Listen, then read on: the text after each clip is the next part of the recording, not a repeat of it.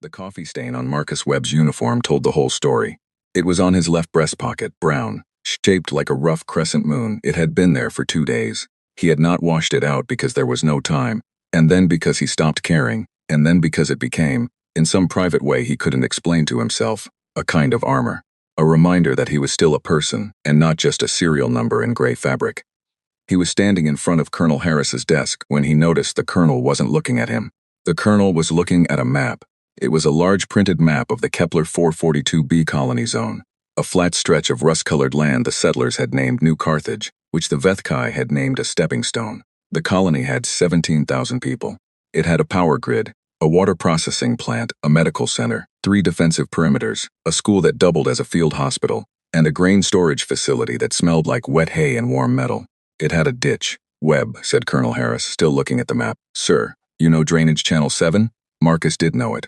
Everyone in the garrison knew about it, the way you know about a bad tooth. Not because you think about it, but because it was always there, slightly wrong, slightly forgotten. Channel 7 was a runoff ditch built 8 years ago to stop floodwater from washing out the eastern perimeter road. It ran 200 meters from the base of the ridge to the edge of the outer colony fence. It was 3 meters deep at its deepest. It had a broken sensor relay, 2 non-functional automated turrets, and a reputation for being full of copper-colored mud that smelled like old coins and something that had been dead a long time. It was not a strategic position. It was barely a position at all. I know it, sir. Good. The colonel tapped the map with 2 fingers. Take it. Marcus waited for the rest of the sentence. There wasn't one. Sir, take it alone? The Vethkai are pushing from the eastern ridge. We have 4 confirmed assault vectors. Channels 7, 8, 9, and the primary colony road. Colonel Harris finally looked up. He had the eyes of a man who had stopped sleeping 2 nights ago and had made quiet, private peace with that fact. We're pulling every available unit to the primary road and perimeters 8 and 9. 7 is a drainage ditch. The enemy will not dedicate significant force to it. He looked back at the map. You will hold it until reinforcements arrive, or until they don't come. Marcus stood very still. The ditch, he said. The ditch. By myself. You'll have a standard supply crate. Field loadout. The colonel said the last part without any particular cruelty, without any hesitation, and that, the complete absence of hesitation, was somehow worse than anything deliberate would have been. He wasn't being dismissed. He was just being deprioritized. Filed under, not the thing that matters. The supply crate was already sitting outside the colonel's office door when Marcus walked out. Someone had put it there before the meeting. Before he had said yes, before he had even been asked. He stood looking at it for a moment. Then he picked it up. It was not heavy. The sun on Kepler 442b ran slightly too orange. It did this thing to the light that said warm afternoon in summer while the actual temperature made your knuckles ache if you stopped moving. Marcus carried the supply crate down the eastern service road, with his rifle slung across his back, and his boots already collecting the copper mud of the lowland where the drainage fields bled into the ground. He passed Private Chen near the vehicle depot. Chen looked at the crate, looked at the direction Marcus was walking, looked back at the crate. They giving you Channel 7? Chen said. Yup. Alone? Yup. Chen's mouth made a shape that lived exactly halfway between sympathy and a laugh. It didn't fully commit to either. Well, he said, stay low. Marcus kept walking. The ditch opened in front of him like a long scar cut into the red earth. From the ridge above, it probably looked like nothing. A geographical footnote, a drainage groove, a wrinkle in the ground that would appear on a satellite map as a thin line and nothing more. Up close, it was something different. Deep enough that standing at the bottom put the rim level with his shoulder. Wide enough for 2 men walking side by side. Long enough that you could not see from one end to the other without climbing out and looking. The walls were hard-packed clay beneath the copper mud. The bottom was wet, not flooded. The drainage system was still doing something, but wet enough that each step pulled at the sole of his boot with a slow sucking sound, like the ground was reluctant to let him go. He climbed down and walked the full length of it. The 2 broken turrets sat at the northern mouth, the end that faced the ridge. They were M7 automated perimeter defense units, squat and gray, low to the ground, built to rotate and fire on motion-detected targets. One had a cracked casing on the right side, where something had hit it hard. The other had simply stopped working at some point in the last year, and no one had come to find out why. He tried the power switches on both. Nothing from either of them. The sensor relay was a box on a post at the midpoint of the ditch. It had a yellow fault light on its front panel, blinking on and off with a slow rhythm of something that had been broken so long it had stopped caring about being broken. He opened the supply crate and looked at what he had. 300 rounds of standard .7.62 rifle ammunition, 4 fragmentation grenades, gray-cased, standard issue. 1 emergency medical kit. The small kind, the kind that said without saying anything, "We don't expect you to need much." 2 days of field ration packs. A short-range comm unit with a battery at 60%. And at the very bottom, under all of it, because someone had packed it as an afterthought, or a joke, or neither, a thermos of coffee, already cold. Marcus sat on the edge of the crate and drank the cold coffee and looked at his 200 meters of mud-walled ditch and thought. The Vethkai were going to come from the ridge. That was where they always came from, because the ridge gave them height and cover. And the long sight lines their formation tactics needed. They were going to come in their standard column formation. The Vethkai did everything in formation. It was the foundation of their whole military identity. And they were going to reach the northern mouth of Channel 7 and see 1 human cadet standing in a drainage ditch. And they were going to do whatever the Vethkai equivalent of a laugh was. And then they were going to walk straight through, unless he made that straight line into something else. He finished the coffee. He picked up his rifle. He looked at the ditch, not the way you look at a problem, the way you look at raw material. He spent the first hour taking the M7 turrets apart, not to fix them. He had enough field training to understand that the cracked casing on the first unit had sheared through the targeting processor. That was dead. That was gone. No amount of wanting would change it. The second had a fried power cell, which was also a dead end with no tools and no replacement units. But the motion detection sensors in both of them were separate from the main system. They ran on their own small internal battery, and they communicated on a short-range electromagnetic ping.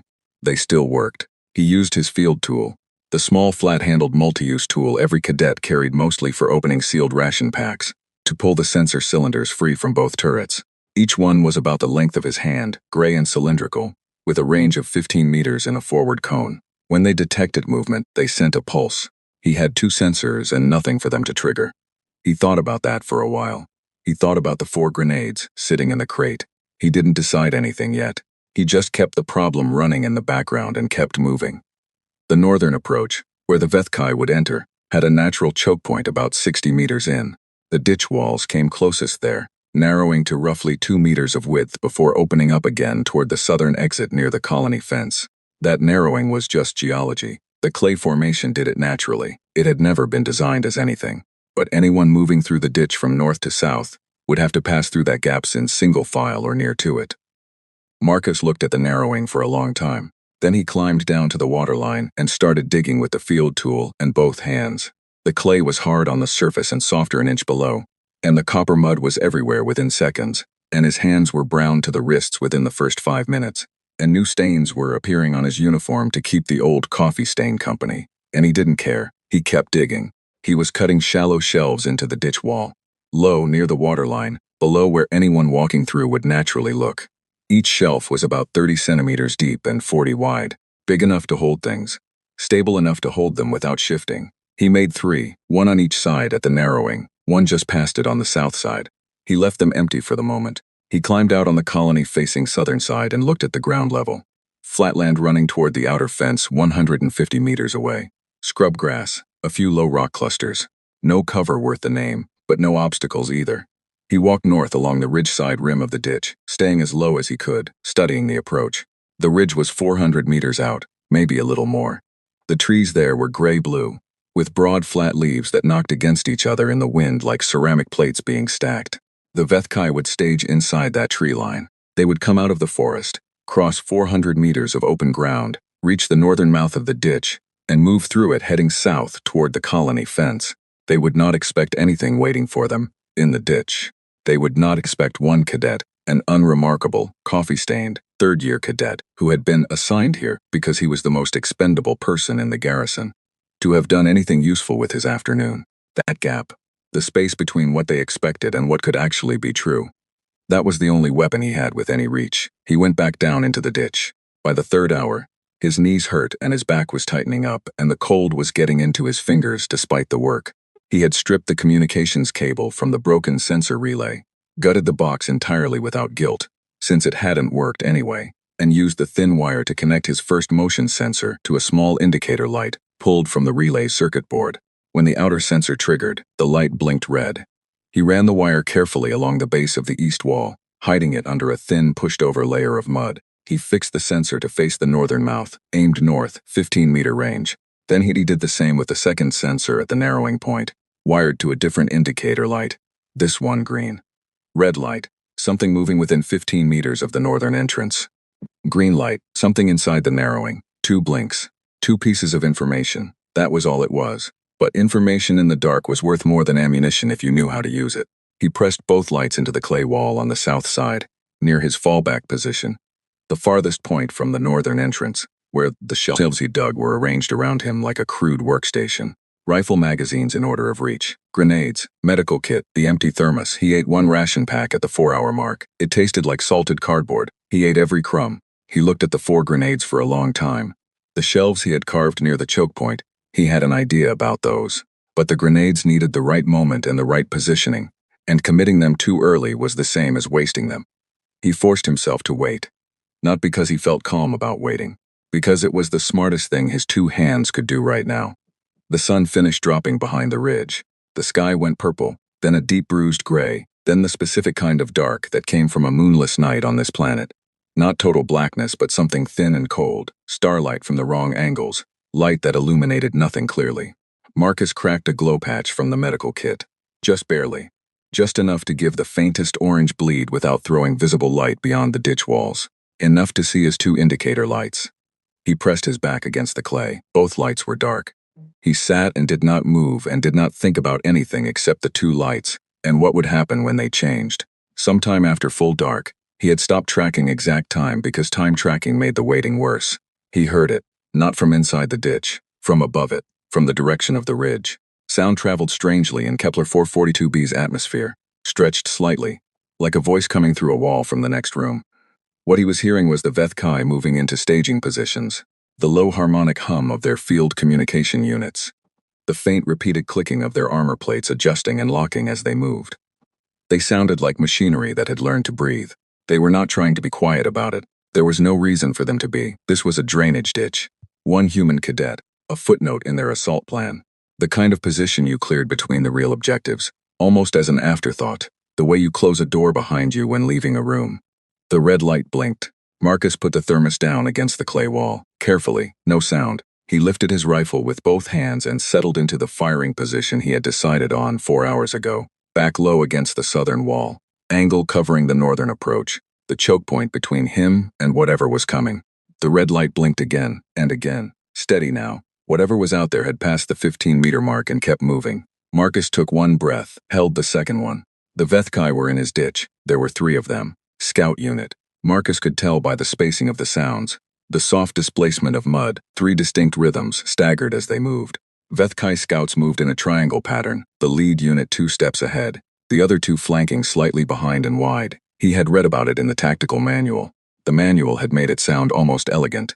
In the dark of a narrow ditch, 3 meters below ground level, with copper mud sucking at every step, it sounded like nothing elegant at all.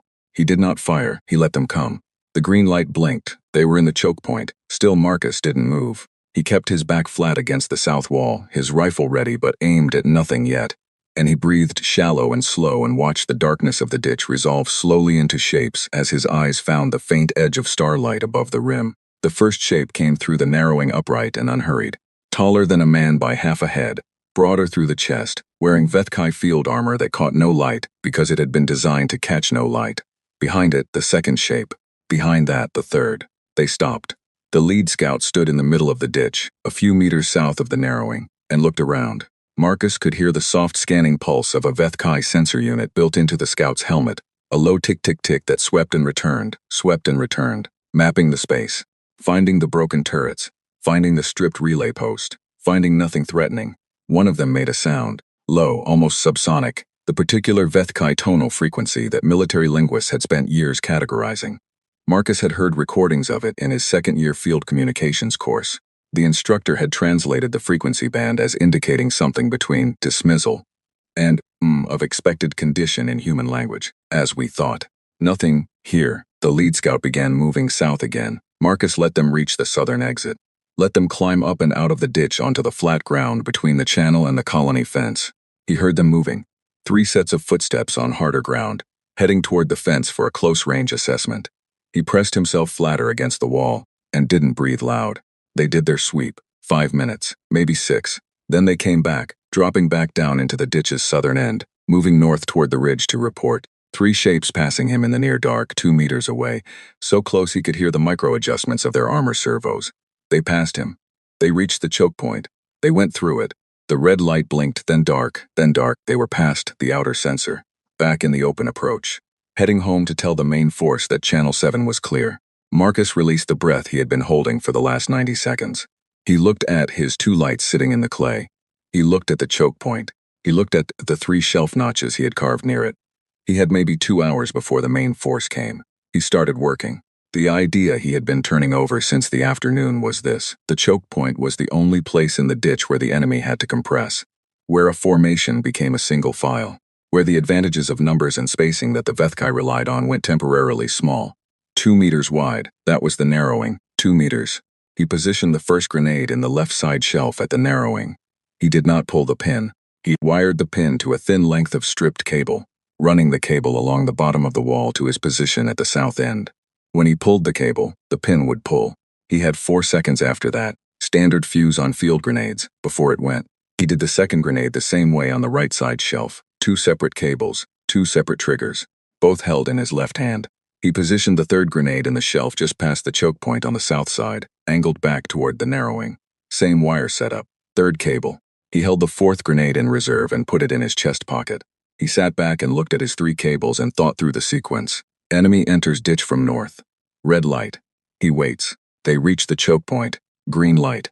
He waits a beat, lets the front units clear the narrowing and move south toward him while the following units are still inside it.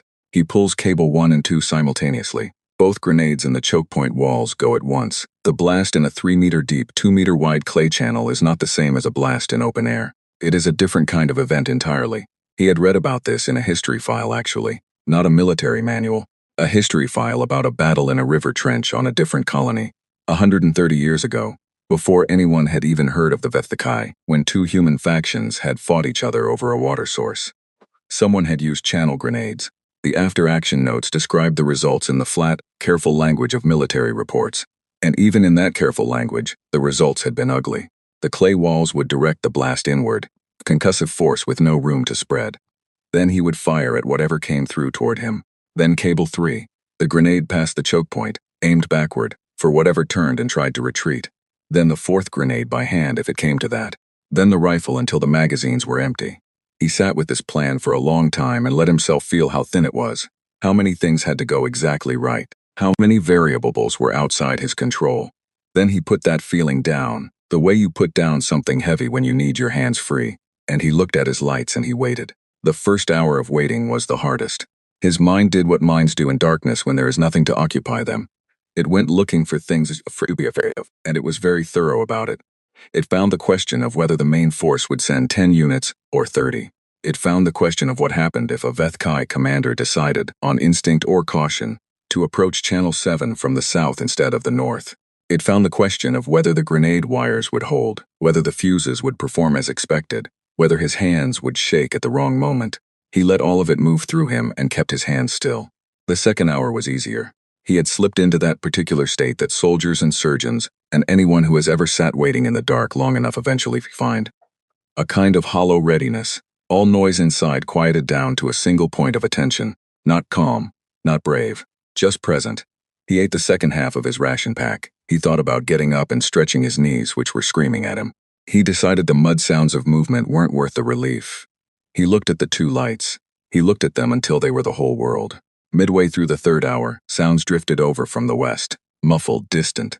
The percussion of weapons fire, not at Channel 7, but at Perimeter 8. The main assault was beginning somewhere. The garrison was engaging the primary force vectors, which meant the secondary forces were beginning their approach too. Marcus pressed his back flat. The red light blinked. Not a scout rhythm this time, faster, more weight behind the mud sounds from the north. More steps, more mass, a crowd of sound where 3 individuals had been before. He tightened his grip on the 3 cables. The red light blinked and blinked and blinked. Steady now. A continuous signal. Multiple contact points moving inside the sensor range simultaneously. He counted heartbeats. 12, 15. The sounds reached the choke point. The green light blinked on and stayed on. Marcus waited one more full breath. The front units clearing the narrowing. The following press behind them still inside it. And then he pulled both cables, left hand, one sharp tug on each at the same time. He had time to press himself flat and cover his ears before the world inside the ditch became noise. The two grenades went within a fraction of a second of each other, and the sound they made in the enclosed clay channel was not the flat crack of an open field detonation. It was a compression, a hard, massive push of air that hit Marcus in the chest like a shove even from his position 20 meters south. Dirt and clay fragments rained on him. The walls of the ditch absorbed the blast and threw it back inward, and the sound was enormous and then suddenly gone, replaced by a ringing silence and then screaming. Vethkai didn't scream in frequencies humans could easily hear, but at high physiological distress the low harmonic of their vocalizations spiked upward, and what filled the ditch was a high-pitched, overlapping layered sound that Marcus had no language for, except that it was awful. He was already up and firing. The units that had come through the choke point before the blast, 2, maybe 3, were disoriented. In the ditch ahead of him, Shape stumbled. His rifle was on semi-automatic and he fired controlled pairs, the way he had trained, the way that felt almost mechanical now. 1-2, shift, 1-2, shift. The first Shape dropped. The second took a hit and moved sideways into the wall. He fired again. Behind him, nothing. They had come in from the north, and his cable 3 was for the ones who turned back. He heard movement in the choke point, something trying to push through the aftermath of the blast. He pulled cable 3. The third grenade sent its force northward, through the narrowing, and the sounds from the choke point stopped. Then there was a long moment of near silence broken only by the ringing in Marcus's ears and the distant thud of the battle at perimeter 8. He counted to 5. He moved north carefully, stepping around the shapes in the mud, keeping his rifle ready. The 2 units he had dropped in the south end of the ditch were down and not moving. At the choke point, the blast damage was significant. The clay walls had fractured and partially collapsed. 3 more Vethkai were down in the narrowing and just past it. He counted 5. He moved to the north of the choke point and looked at the approach. Empty. The red light was dark. Whatever had come in had either been in the ditch or had pulled back to the ridge when the grenades went. He stood still for a moment in the ruined choke point with his rifle and the smell of clay and burnt metal and listened. Across the comm unit, voices were clipping in and out. The garrison's main command channels were saturated, everyone talking at once, the sounds of the primary engagement bleeding through as static and fragments of sentences. He caught perimeter 8 holding and 9 taking pressure and nothing else that was coherent. No one called his channel. No one checked on the ditch. He went back to his position at the south end and sat down. His hands were shaking. Not wildly, not a collapse, but the particular vibration that came when the body understood what had just been asked of it and was filing a formal complaint. He let them shake. He reloaded the rifle. He pressed his back to the clay. He had 300 rounds minus what he had fired, maybe 260 left. He had 1 grenade in his chest pocket. He had no more wires and no more shelved grenades. Whatever came next would be direct. The red light was dark. He looked at it and waited for it to change. Somewhere north of the ridge, the Vethkai scouts had reported back, and now the unit commander was reading their report. And the report said, Channel 7 was clear scouted, confirmed, no threats. And then immediately after that, the reports from the assault units said 5 soldiers were down in the channel and the approach was contested. Marcus sat in the mud and thought about what a Vethkai commander would do with that information. He thought, they're going to send more, he thought. They're going to send a lot more. He looked at the dark red light. He looked at the single grenade in his pocket. He picked up the cold, empty thermos from where it sat against the wall and looked at it for no reason he could name. Just holding it, just having something to hold. Then he put it back down. He straightened his grip on the rifle. He waited. The Vethkai commander's name was something that had no human pronunciation, and the humans in the garrison had designated the commander, based on intercepted communication signatures, only as Ridge 7 Actual. Ridge 7 Actual had a problem. The problem was not that 5 soldiers were down in a drainage ditch. 5 soldiers was within the acceptable range of a contested approach. Problems arose. Obstacles were removed. This was the ordinary arithmetic of an assault in progress. The problem was the report itself. The scouts had cleared Channel 7, confirmed no threats, confirmed single human presence, no fortifications, non-functional defensive units, and then 5 soldiers had gone into that confirmed clear channel and not come out. That was not an obstacle. That was a contradiction. And the Vethkai, who built their military doctrine on the near-religious authority of confirmed intelligence, found contradictions deeply, fundamentally offensive. Ridge 7 Actual sent 12 soldiers into Channel 7. This was not a small number. This was a correction, a sharp, hard correction sent to fix a problem that should not have existed. Marcus saw the red light blink on and stay on long before he heard them. He counted the weight of the sounds as they moved through the northern approach. More feet in the mud, more mass. The The sounds of units moving in coordinated spacing, the Vethkai way, the way they moved everywhere always. Tight, controlled, professional. He had 258 rounds and 1 grenade and a drainage ditch. He did not move from his position at the south end. He let them come to the choke point. The choke point was damaged from the earlier blast. The walls had partially collapsed on both sides, narrowing the space further. Instead of 2 meters wide, it was now barely wide enough for one person at a time, maybe 1.5 meters through the rubble. The blast debris was still in the channel, clay chunks, loose soil, pieces of what had been the wall. He had not planned that. It had just happened. He spent a moment appreciating it. Then the green light blinked on and he started shooting. The thing about shooting inside a deep clay ditch at night was that the muzzle flash of the rifle turned the world on and off, strobe lighting the channel in half-second bursts of white. In those bursts Marcus could see. Between them he was blind. He made himself shoot in controlled pairs and pause. Shoot and see. Pause and listen. Shoot and see. The first unit through the choke point went down before it reached him. The second took his fire and pushed through it, hit somewhere non-vital, still coming, and Marcus sidestepped and put 2 more rounds in before it reached him. 6 feet away, 3 feet, then down. Too close. He felt the wind of it. Behind the choke point, the others were pressing. The narrow gap was creating exactly the compression he had wanted, but now he had no grenades wired into the walls to take advantage of it, and they were working through the obstruction steadily. The Vethkai discipline holding even in a dark rubble-filled ditch with the sounds of the dead around them. He pulled back south, firing as he moved, not sprinting. There was no room to sprint. The mud took your footing if you tried, but moving backward in measured steps, putting distance between himself and the choke point, buying angle and time. 2 more units pushed through. He hit the first. The second got through uninjured. Then it was inside the south section with him. It was fast. That was the thing about the Vethkai. Everything they did was fast and very sure. It came at him in the dark between his muzzle flashes, and he had just enough of a burst of light to see it closing. And he threw himself sideways into the clay wall, and it hit the space where he had been, and its elbow hit the wall instead of him. And in the second it took to reorient, he fired twice from point-blank range, and it dropped. He landed in the mud, got up, kept moving south, the southern exit, the open ground between the channel and the colony fence. He didn't want to leave the ditch. Leaving the ditch meant open ground. Open ground meant no walls around him, no compression of enemy movement, no terrain working for him. But staying in the ditch with 8 or 9 Vethkai between him and the only defensible geometry he had was a shorter way to end up dead. He went up the south wall, scrambling fingers in the clay, rifle banging against his hip, and came out on flat ground under the thin star-spattered sky. He ran, not far, 40 meters, to the nearest cluster of rocks he had noted that afternoon. Low, 1/2 meter high, not real cover, but the best available cover. And he dropped behind them and pressed flat and pointed the rifle back at the ditch's southern exit. He breathed. He waited. The first shape came out of the ditch 6 seconds later. He shot it. The second came up 5 meters west of the first. He shot it. There was a pause, 15 seconds of nothing from the ditch exit. Marcus lay in the thin grass behind his rocks and felt his heart slamming itself against his ribs like it was trying to get out. And he forced his breathing to slow, and he kept the rifle on the ditch rim. The Vethkai were very smart. He knew this. He was not operating under any illusions. They were smart and disciplined, and there were 12 of them. And there was one of him.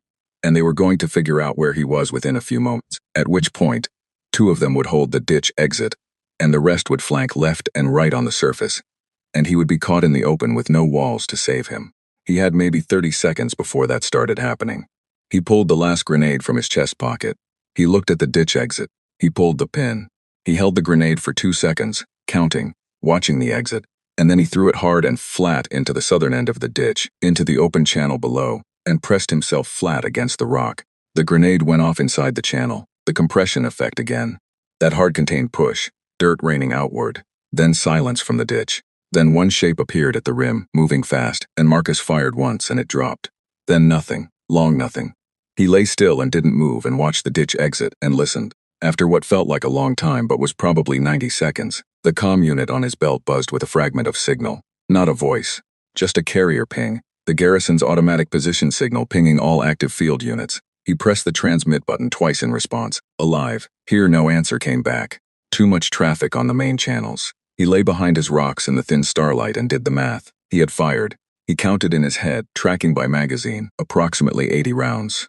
He had 200 rounds remaining across his magazines. He had no grenades. He had no wires and no sensors and no tricks left in the bag except himself and the rifle and whatever terrain he could find. He had been out of the ditch for less than 5 minutes, and already he hated the open ground. The ditch had been his. He understood it. He had prepared it. Out here, he was just a man in the dark with a rifle and some rocks. He needed to get back in. He waited for 2 full minutes, counting seconds, forcing himself to count, because it kept his mind anchored to something. And then he moved in a low crawl back toward the ditch, angling to the eastern side of the exit, approaching from a different angle than he had left. He looked over the rim. The south section was empty. The shapes that come through the choke point were down, some at the blast site, some further south. Nothing was moving. He dropped back in. His boots hit the mud, and he moved north immediately, carefully, clearing each section before moving to the next. At the choke point, more shapes down in the rubble. He counted. 6 down in the channel itself between north and south, plus 3 he had taken on the surface. That was 9. 12 had come in, 3 unaccounted for. He stopped moving. He held his breath and listened. Somewhere north of the choke point, in the northern approach, between the narrowing and the ditch entrance, something was still in the ditch. 3 of them. They had not pushed through. They had stopped, waiting for him to come north. Marcus stood very still in the mud and looked north into the darkness, and thought about 3 trained Vethkai soldiers, sitting in a narrow trench, pointing their weapons at the choke point, waiting for a human to walk into their sight line. He thought about this for a long time.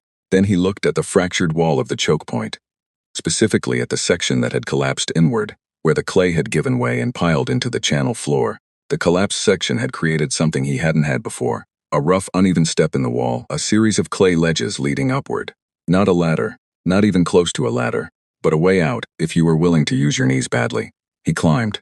He came out of the ditch on the eastern rim, the ridge-facing side, and moved on hands and knees through the scrub grass in the dark, going north along the outside of the channel. He moved slowly, slower than he wanted to.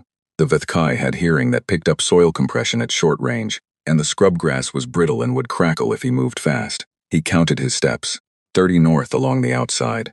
He was past the choke point now, close to the northern mouth. Somewhere below him, 3 Vethkai were pointing their weapons south at a gap they were certain he would come through. He looked over the rim, 2 shapes directly below. One slightly further south. He had been in the prone position with the rifle for so long his right shoulder was numb. He ignored that. He took the 2 closest shapes in quick succession from above. The angle was terrible, too steep, but they were not looking up. No one expects fire from directly above. It is not a thing military doctrine accounts for cleanly, and then rolled sideways before the third could reorient. The third one came out of the ditch fast, smarter than the others. It came up on the north side of the rim and it moved. Marcus was already on his feet. They were 5 meters apart on the open ground north of the channel, with the ridge behind the Vethkai and the colony behind Marcus, and both of them in the thin starlight with weapons raised. This was the kind of moment that combat training covered in exactly 0 realistic detail. Marcus fired first. The Vethkai fired at the same time. The Vethkai shot went wide left, possibly because Marcus's shot had not missed, and the enemy unit's aim had shifted in that half-second of body reaction. Marcus stood in the dark and looked at the shape on the ground in front of him and listened. Quiet from the ditch, quiet from the ridge. Distant sounds of the main battle from the west, still going, still ongoing, still far away. He looked at his hands. The shaking was worse now. He pressed them against his thighs until it passed. He went back into the ditch. He sat at the south end back against the clay, and he counted his remaining ammunition. 160 rounds, no grenades. He looked at his 2 indicator lights. The wires had been damaged in the blast. The green light at the choke point was dark and not responding, but the red outer sensor was still live, still blinking softly with its tiny heartbeat pulse. He was still here. He was still in the ditch. He set his jaw and looked at the dark red light and waited for whatever was coming next. He didn't have to wait long. 40 minutes after the second engagement, the comm unit buzzed. This time a voice broke through, clipped, static-wrapped, but recognizable as human. All field units, primary road holding. Perimeter 8 holding. 9 has breach point containing report status. Marcus pressed transmit channel 7, 1 soldier, holding. A pause. The channel crackled. Say again 7. Holding, Marcus said. Channel 7 is holding. Another pause, longer this time, as if the person on the other end of the comm was doing their own math. 1 soldier. Channel 7, holding, copy. 7, reinforcement is not repeat, not available at this time. Hold as long as possible. Marcus looked at 160 rounds of ammunition. He looked at his empty thermos. He looked at the red light. Copy, he said. He set the comm down. He thought about the word possible. It was 3 in the morning by the internal clock on his comm unit when the red light blinked on again. Not fast this time. Not the frantic pulse of a large force. A slow, measured rhythm. Spaced. Deliberate. Scouts again, clearing the approach before the main force.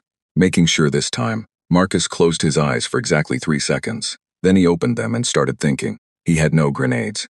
He had 160 rounds and 2 walls of clay and 200 meters of trench and a broken thermos and whatever was in his head. The Vethkai were about to send everything they had at Channel 7. Not because it mattered strategically, because now it was personal. He looked at the red light. He thought, good, he thought. Let them come thinking this is a mop-up. He picked up the rifle. He began to move. The scouts found nothing. That was the point. Marcus was not in the south end when they swept through. He was not in the choke point. He was not behind the rock cluster on the surface where he had sheltered earlier. When the 3 scouts moved through Channel 7 from north to south and climbed out the far end to sweep the open ground toward the fence, they found an empty ditch, disturbed mud, blast debris, and the bodies of the soldiers from the previous 2 engagements. They did not find Marcus. He was above them.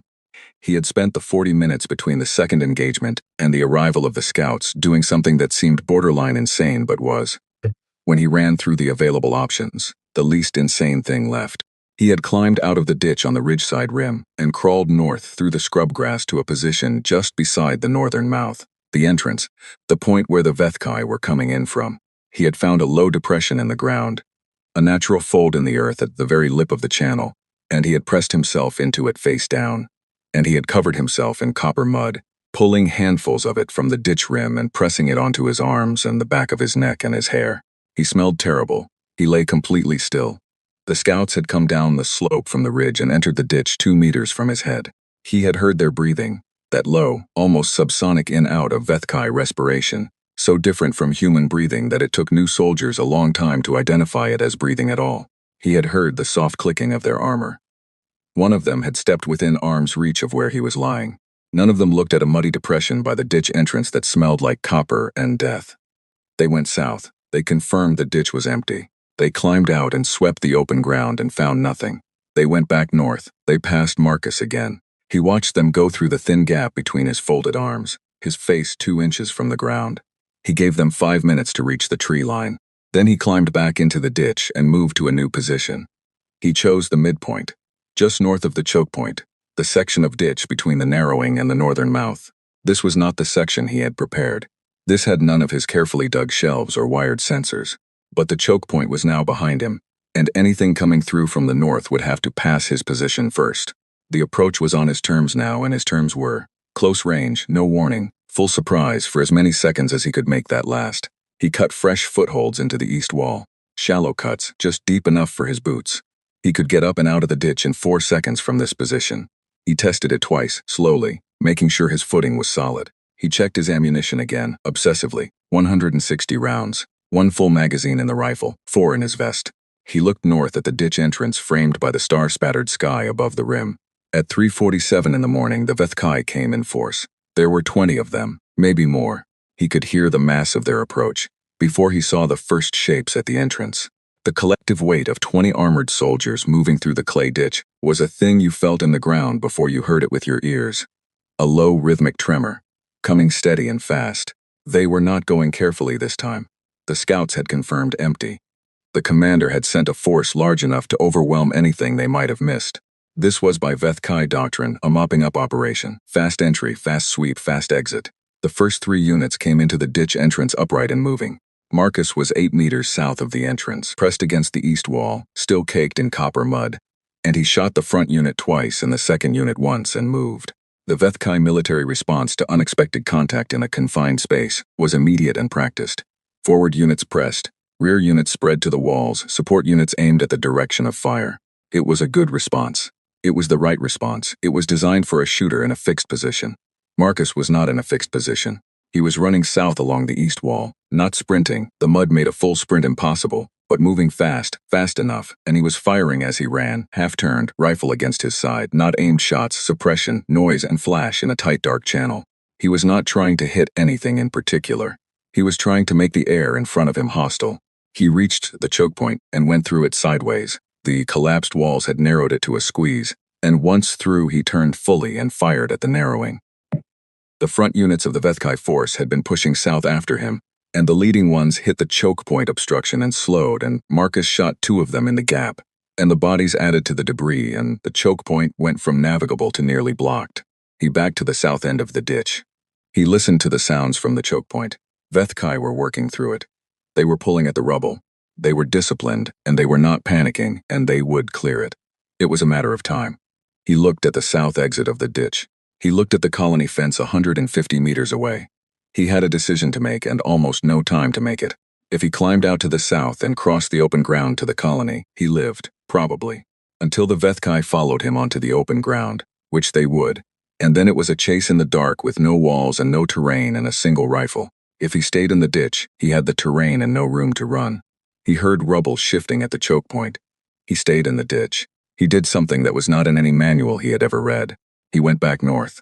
Not through the choke point, through the wall. The choke point's blast damage had fractured both walls, and where the clay had collapsed, it had also created a rough bypass, a scramble route along the east wall's rubble pile that went above the narrowest point and back down the other side, outside the choke point geometry.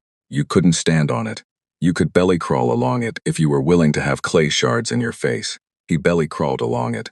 He came down behind the leading Vethkai units who were working on the choke point debris from the south side. He was behind them now. They were facing south, working to clear a path south, expecting the human to be south. He fired at their backs from 8 meters away. The next 4 seconds were the purest version of chaos Marcus had ever been inside of. The Vethkai force reacted with immediate speed. They turned, they spread, they brought weapons up. But they were turning from a direction they had just come from, in a ditch, in the dark, with the rubble of the choke point on one side, and an enemy who was now south of them and north of them simultaneously in their immediate tactical understanding. That half-second of reorientation was expensive.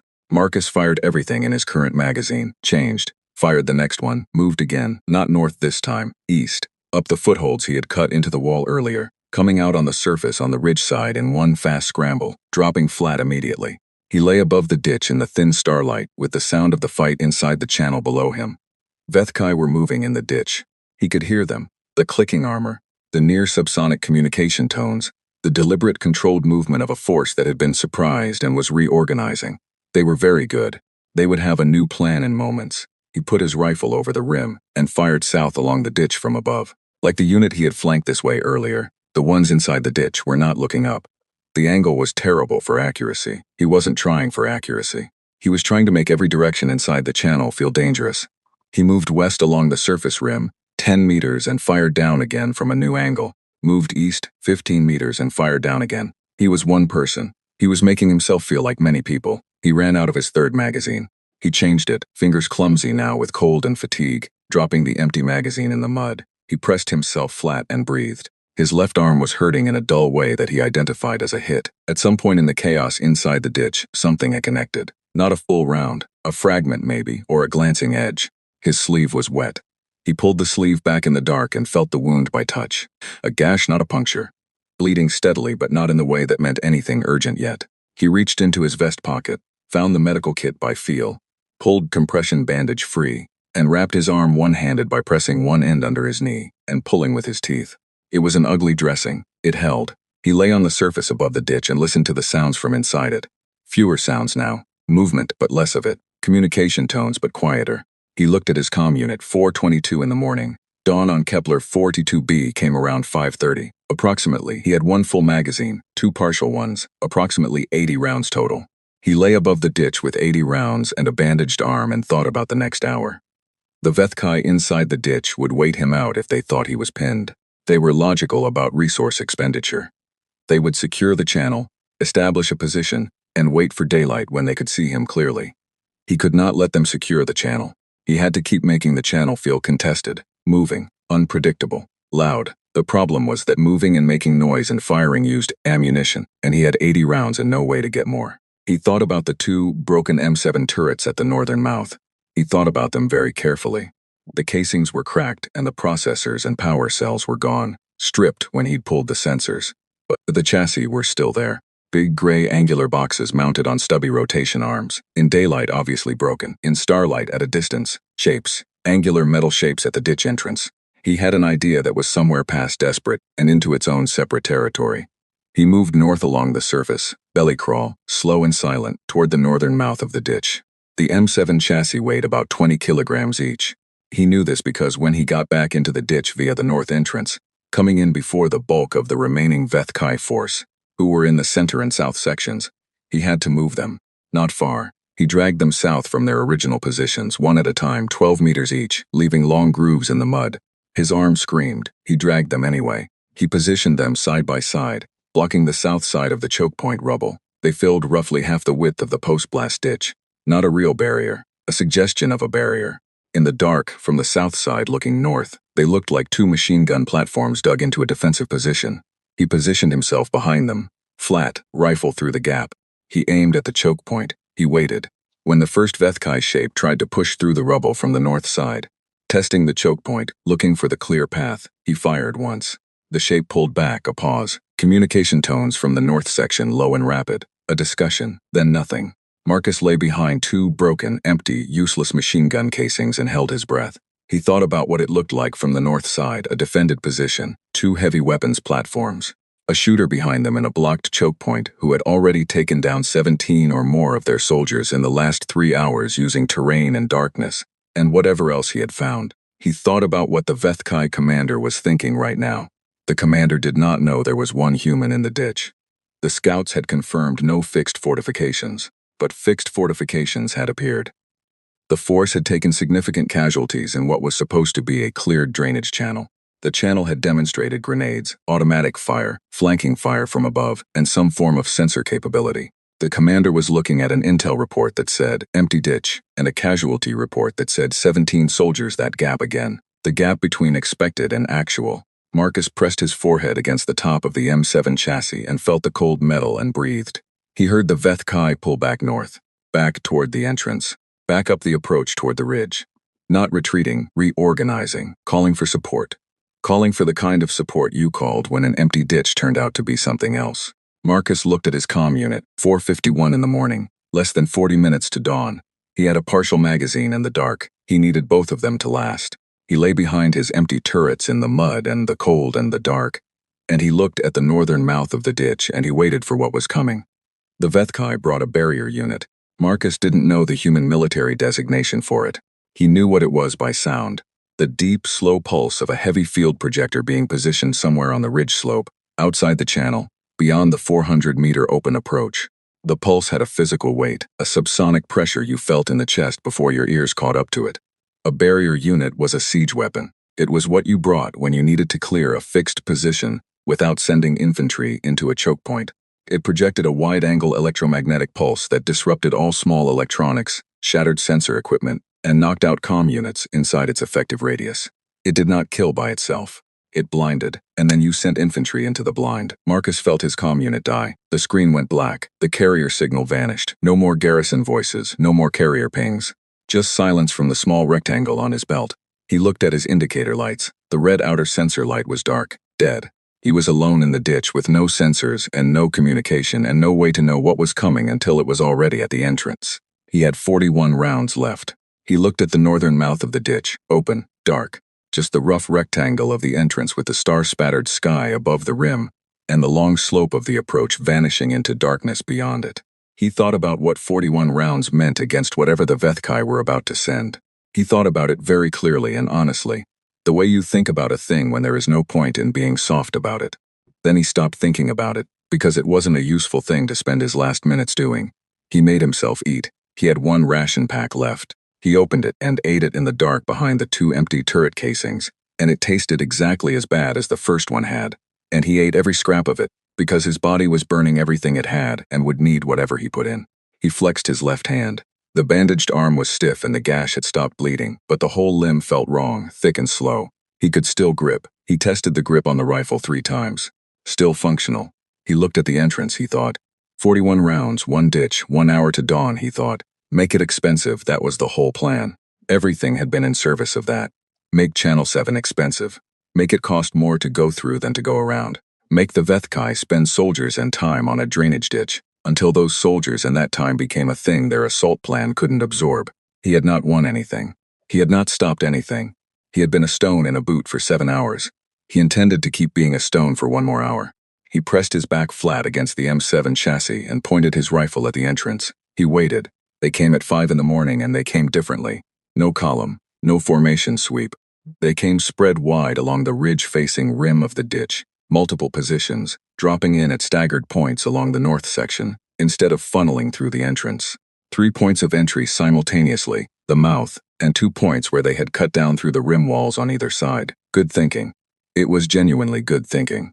It eliminated the choke point as a defensive feature entirely. Marcus was firing before the first shape hit the mud. He had given up on the position behind the turret casings the moment he heard them on the rim. He was moving, staying low, angled toward the east wall, and he shot the first shape through the entrance and then the first shape through the eastern rim breach, and then he was running south again. Moving, always moving, never where he had been for more than 3 seconds. He had 31 rounds by the time he reached the south end. He climbed out. Open ground. Colony fence 150 meters ahead. Thin, star-fading sky. The sky was changing. He noticed this through everything else. The absolute black was softening toward the deep blue of coming dawn at the highest point of the sky. A thin line of something not quite dark at the eastern horizon. He turned and fired back into the ditch entrance as the shapes came up out of it. 3 rounds, 2 hits, 1 miss, 28 rounds. He moved toward the rocks and fired from there. A Vethkai round hit the rock cluster and sent a chip of stone into his right cheek, a sharp, bright pain, and he dropped below the rock and put his hand to his face and looked at his fingers. Blood. Not bad. He wiped it on his uniform. The coffee stain had a lot of company now, and came up firing again. Shapes were spreading from the ditch exit, moving onto the open ground, fanning out, flanking left and right, the basic geometry of a clearing operation on open terrain against one target. He had no walls. He had no tricks left. He had 24 rounds and 100 meters of open ground between him and the colony fence. He ran. He ran and fired backward and ran and fired, and the rounds were going very fast now, each one a subtraction from a small total, and the Vethkai were coming onto the open ground behind him and firing, and the rounds going past him made sounds he had heard in training recordings but never expected to hear at this volume and this proximity. He reached the colony fence. He threw himself flat against the base of it. He had 11 rounds. He looked back at the shapes on the open ground. 7, 8, moving toward him in a spread fan. He fired carefully. No more suppression, no more noise and flash. Aimed shots, the kind his training had been building toward since his first year. The kind he had been lazy about in training because training felt distant and optional. He hit 4. He had 3 rounds. He looked at 3 rounds. He looked at 4 Vethkai on the open ground 50 meters away. He thought, stone in the boot. 1 more minute he fired the remaining 3 rounds one at a time, taking 3 of the 4. And then the rifle was empty and he had the empty rifle, and nothing else, and 1 Vethkai at 30 meters crossing toward him. He stood up. He put his back against the fence. He held the rifle by the barrel like a club. He was not thinking anymore. He was past thinking. He had used everything his mind had and everything his body had, and he was standing at the colony fence at 5:14 in the morning with an empty rifle and a coffee-stained uniform and copper mud in his hair. And the last Vethkai soldier came toward him in the thin pre-dawn light, and Marcus Webb held his ground. He held his ground. The sound came from above and behind him, through the colony fence, from the colony side, a high sharp crack and then a series of them, and the last Vethkai soldier stopped moving. Then it went down. Marcus stood at the fence and stared at it. Behind the fence on the colony side, boots on hard ground, running. Then a section of the fence burst open. An emergency gate, the kind built into the perimeter for exactly this kind of breach scenario. And 3 garrison soldiers came through at a run with weapons up. Behind them, Private Chen. Chen took one look at Marcus.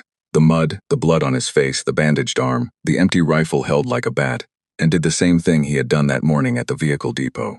His face made that shape that lived between a laugh and something else entirely. Except this time it didn't land on a laugh. You held it, Chen said. Not a question. Marcus looked back at Channel 7. The sky to the east was going orange. The specific 2-orange dawn of Kepler 442b, the one that lied about being warm. It was coming up over the ridge, and it was hitting the copper mud of the open ground, and the drainage ditch entrance was visible in the early light, and the 200 meters of channel behind it, and all the things that had happened in it through the night. I held it, Marcus said. His voice came out strange, flat, used up. Chen looked at the ditch, looked at the open ground, looked at the shapes on the grass between the ditch and the fence. He was counting. His face changed as he counted. How many came in, he said. Marcus had been counting all night, tracking by engagement, running a loose total in his head. Scouts first, 3. Then 12, then 20, or close to it, then the barrier unit, then the final push. He thought about it. 35, maybe 40. Chen looked at him alone. Chen said. The ditch helped. Chen opened his mouth. He closed it. He looked at the ditch and looked at Marcus, and then he put his hand on Marcus's shoulder very briefly. Just a quick grip and let go. Colonel Harris arrived 2 hours later. After the primary road and perimeters 8 and 9 were confirmed clear, the main Vethkai assault had broken at 5:40 in the morning. The primary force pulled back when the flanking vectors failed to penetrate, when the assault plan's timeline collapsed, when the numerical math stopped working. Channel 7's final casualty report, compiled from the field sweep that took most of the morning, came to 31 confirmed Vethkai soldiers in or around the drainage channel. 1 human soldier. 2 injuries, both non-critical, no deaths. Colonel Harris stood at the northern mouth of Channel 7 and looked at it for a long time without speaking. He looked at the blast damage in the choke point. He looked at the wire rigs stripped from the sensor relay. He looked at the repositioned MA7 casings. He walked the full 200 meters of the channel and looked at every position, every improvised piece of it. Then he walked out the south end and looked at the open ground and the fence. He looked at Marcus, who was sitting on the ground with his back against the fence and a new bandage on his arm, drinking coffee. Actual hot coffee. Someone had brought it from the colony, and he was holding the cup in both hands like it was the most important object in existence. "Webb," said the colonel. Marcus looked up. "They told me the ditch was empty," Marcus said. "Thought I should do something about that." Harris looked at him for a long moment. "The relay," Harris said. "You stripped it for wire. It was broken anyway. The turret sensors, also not being used. You wired grenades to the choke point walls. 4 grenades. It seemed inefficient to save them for later." Harris was quiet. He was looking at Marcus with an expression that was not quite the one it had been in his office the night before, the one that had filed Marcus under not the thing that matters. This was a different expression, the kind that came when the math changed. "Where are you from, Webb?" Harris said. "Iowa, sir." Harris nodded slowly. He looked at the ditch one more time. "Iowa," he said, like he was filing it away somewhere useful. The Vethkai after-action assessment of the assault on New Carthage was intercepted and translated 8 days later by Garrison Intelligence. Most of it was the expected analysis, breakdowns of the primary road assault, the failures at perimeters 8 and 9, the overall command failures in force allocation. One section of it was not expected. It was the subsection on Channel 7. On Drainage Channel 7, classified in the Vethkai's own pre-assault intelligence as a non-strategic approach, confirmed empty by scouts, assigned as a secondary sweep. The Vethkai after-action document used a phrase that the military linguist assigned to translation read 3 times before she committed it to the official report, because she wanted to be sure she had the tonal register right.